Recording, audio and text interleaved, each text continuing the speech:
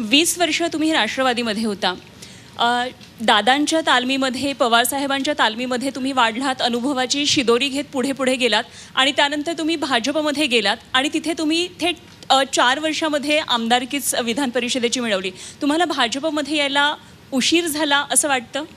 नाही, असं नाही. ही गोष्ट खरी आहे की 20 वर्ष राष्ट्रवादीमध्ये काम केलेलं काम कधीच फुकट जात नाही. अतिशय सर्वसाधारण परिवारातून आलेली मी एक महिला आहे की माझ्या मागे कुठलाही राजकारणाचा इतिहास भूगोल नाही. त्यामुळे आपल्याला छोटीशी जरी संधी मिळाली तर त्या संधीचं सोनं केलं पाहिजे हे माझ्या डोक्यामध्ये अगदी फार सुरुवातीपासूनच हे माझ्या डोक्यात होतं. कारण एक गृहिणी म्हणून आपण 24/7 राजकारणी नाही आहोत. आपण आपलं घर संसार सगळा सांभाळून आपल्या आवडीचा हा विषय आहे म्हणून आपण यात काम करतो आहे. तर मग ते छोट्या वेळेमध्ये तुम्ही पूर्ण फोकसने त्या ठिकाणी काम केलं पाहिजे आणि त्याचा रिझल्ट येईपर्यंत त्याचा पाठपुरावा केला पाहिजे.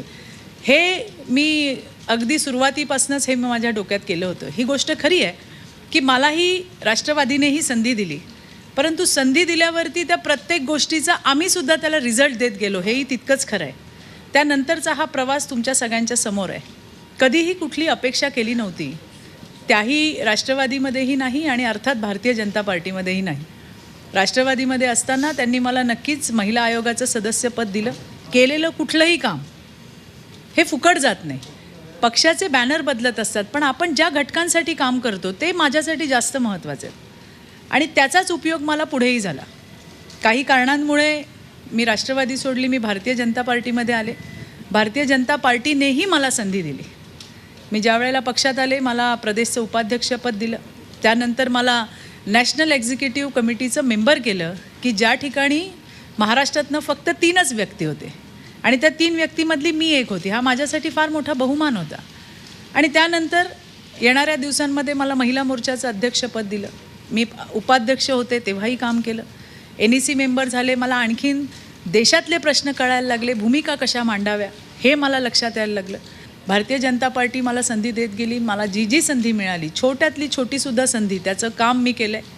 आणि आज मला भारतीय जनता पार्टी, आमचे नेते देवेंद्रजी, आमचे नेते बावनकुळे साहेब यांनी विश्वास ठेवून विधान परिषदेवरती माझी नेमणूक केली आहे. मला असं वाटतं की एका कार्यकर्त्याच्या आयुष्यातला हा खूप आनंदाचा क्षण असतो की जसं मी म्हटलं, मी ज्या जातीतून येते माझ्या जातीतली मी पहिली महिला आमदार आहे, म्हणजे पुरुषही आमदार नाही आहे.